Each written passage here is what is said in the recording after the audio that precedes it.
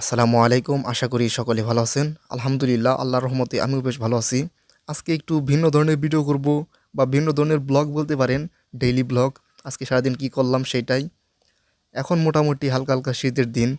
তো শীতের দিনে সাধারণত হালি বুনতে হয়। তো হালি বোনার জন্য ১ম এ কিন্তু অনেক কষ্ট করতে হয়। ১ম এ ক্ষেত সমান করতে হয়, সমান করার পর পানি দিতে হয়, পানি দেওয়ার পর আবার সমান করতে হয়। তারপর কিন্তু পানি দিয়ে আবার কলা গাছ বা এসব জিনিসের মাধ্যমে কিন্তু ক্ষেত সমান করে হালি বুনতে হয়। তো আজকে হালি বুনবো আর কি, আমাদের নিজেদের ক্ষেত না, কাকাকে আর কি বুনে দিচ্ছি। শিখছিলাম আর কি, আমি পারি না আসলে সেরকমভাবে হালি বোনা, তবে শিখছিলাম। আমি এর আগেও কয়েকটা ক্ষেত বুনেছি যদিও, তারপরেও সেরকমভাবে ভালোভাবে পারি না। কাকা বললো যে আমার ক্ষেতটা একটু বুনে দাও, তো আমিও ভাবলাম যে বুনে দিই, কারণ কৃষিকাজ আমার কাছে খুব ভালোই লাগে। আমরা অনেকে কৃষিকাজকে ছোট মনে করি, কিন্তু আসলে একবার ভাবুন তো, একজন কৃষক যদি না থাকে তাহলে কীরকমভাবে আমরা খাদ্য পাবো। এই জন্যে কিন্তু মানে কোনো পেশায় কিন্তু ছোট না, একজন জেলে ছোট নয়, শ্রমিক ছোট নয়, যে মাটি কাটে বা যে যে পেশায় আছে সেই কিন্তু মহৎ, সে যদি সৎভাবে কাজ করে। তো আমি কখনোই কৃষিকাজকে কখনোই ছোট মনে করি না, বরং এ কাজ করে আমার বেশ ভালো লাগছিল, যে না, কৃষিকাজ তো শিখতে পারতেছি। সবচেয়ে বড় কথা হচ্ছে যে কোনো কাজের দক্ষতা, দক্ষতা থাকা কিন্তু প্রয়োজন আমাদের। আমাদের পাশের ক্ষেতে আমাদের পাড়ার ভাইরা আর কি ক্ষেত বুনতেছিল।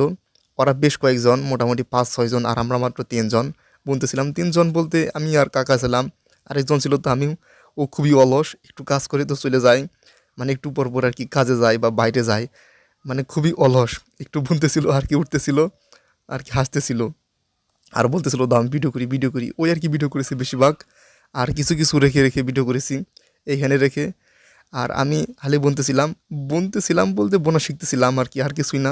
ভালো তো লাগতেছিল, তবে তার চাইতে যে বড় কথা সেটা হচ্ছে কৃষকদের কষ্টটা আসলে বুঝতে পারছিলাম। কৃষক আসলে কত কষ্ট করে। বিশেষ করে যারা এরকমভাবে ধান উৎপাদন করে, কত যে কষ্ট। মানে ক্ষেতটা সমান করে হালি বুনতে হয়, হালি বোনার পর আবার একটু বড় হওয়ার পর কিন্তু আবার সেটা ক্ষেত কিন্তু নিড়ানি দিতে হয়। নিড়ানি দেওয়ার পর মানে আবার দিতে হয়। কোনো, কোনো ক্ষেতে কিন্তু ৩ বার ৪ বার দিতে হয়। এটা কিন্তু বেশ কষ্ট। যারা কিন্তু হালি বুনেন আসলে তারা জানেন আসলে কতটা আসলে কষ্ট। যদিও এখন মেশিন বেরোচ্ছে, তো প্রযুক্তির মাধ্যমে কিন্তু আমরা অনেক উন্নত হচ্ছি, বা এরকমভাবে আমাদের জীবনটাকে অনেক স্বাচ্ছন্দ্যবোধ বা উন্নত করে দিয়েছে।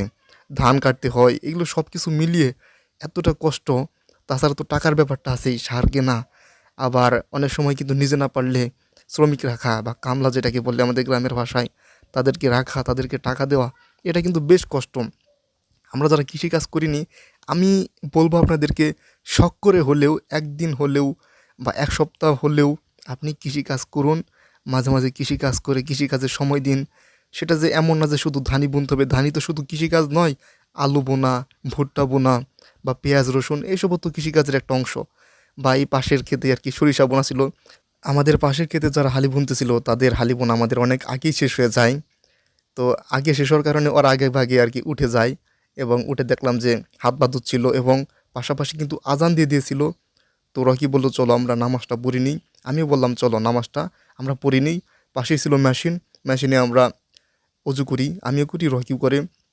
আর যারা ছোটো ভাই বোন ছিল ওদের মানে হাফ প্যান্ট বলে ওরা মানে বলতেছিল, ওজর দিতেছিল যে আমরা নামাজ তো আসলে পড়তে পারবো না।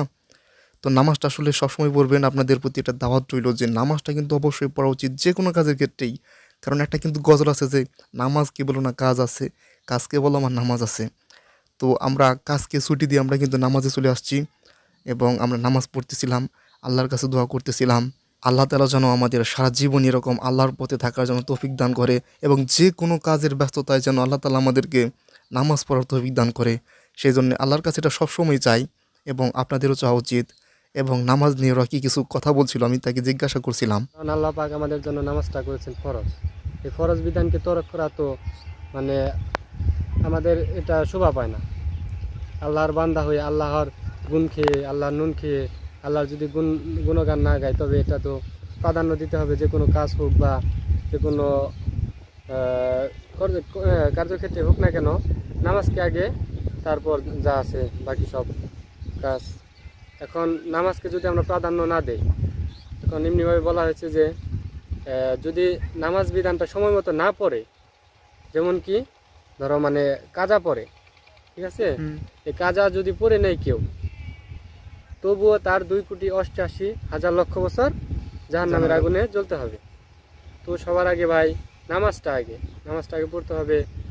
দুপুর হয়ে গেছিল, বেশ দুপুর ভালোই, মোটামুটি 2টার মতো বেজে গিয়েছিল।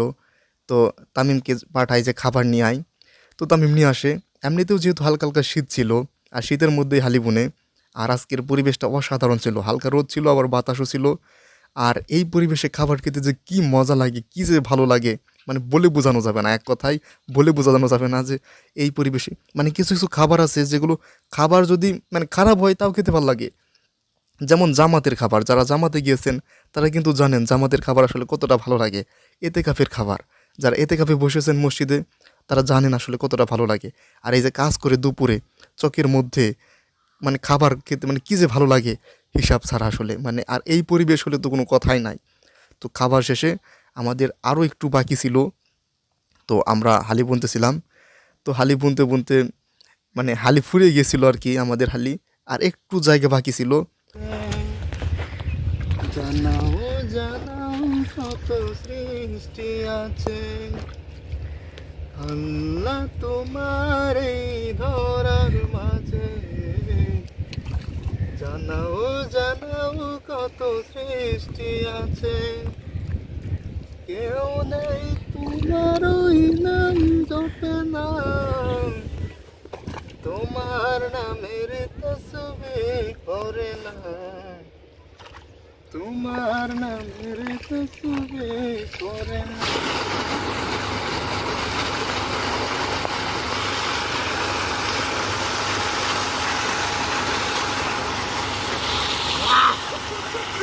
আমাদের হালি বুনতে আর একটু জায়গা বাকি ছিল, তবে হালি ফুরিয়ে গিয়েছিল। তারপরে আমরা আর কি এখান থেকে চলে আসি, কারণ যেহেতু হালি নেই তো আমরা কীভাবে বুনবো, এবং আশেপাশে কোনো জমিতেও নেই। কাকা অনেক মানে কুচ করলো কিন্তু পেলো না। তো পাশেই ছিল মেশিন, তো মেশিনে গোসল করলাম। মূলত আসলে মেশিনে গোসল করার জন্য আসলে এই ব্লগটা আসলে মূলত করা, কৃষি কাজ করেছি বা অন্য কোনো কাজ করেছি সে কারণে আসলে মূলত না, গোসল করার কারণে। মানে মেশিনে গোসল করতে যে কী ভালো লাগে আসলে হিসাব ছাড়া। আর আমি তামিমকে বলছিলাম যে কান কিন্তু মানে শরীরটা কাত করে দিবি না, কাত করে দিলে তোর কানে পানি ঢুকবে, সুন্দর করে মাথাটা নিচু করে দিবি, তারপর পানি মানে আর কি শরীরে গড়িয়ে গড়িয়ে পড়বে। এটা কি ওকে বলছিলাম। মানে অসাধারণ লাগছিল, কাজ শেষে আরও গোসল অসাধারণ লাগে। আপনারা যারা ডিপ মেশিনে গোসল করেছেন তারা কিন্তু জানেন আসলে কতটা আসলে ভালো লাগে এই ডিপ মেশিনে গোসল করতে। তবে অনেক সময় সমস্যাও হয়, কারণ আমাকে পরিবার থেকেও না করে, কারণ অনেক সময় জ্বর হয়ে যায়, কারণ প্রতিদিন আমরা নদীতে গোসল করি, নদীতে গোসল করতে অভ্যাস। তো হঠাৎ করে একদিন যদি ডিপ মেশিনে যদি গোসল করি তাহলে অনেক সময় জ্বর এসে যায়। আর তামিম এখানে দুষ্টামি করতেছিল গোসল করার সময়। তো এরকমভাবে আর কি আজকের দিনটা কেটে যায়, অনেক ভালো দিন ছিল।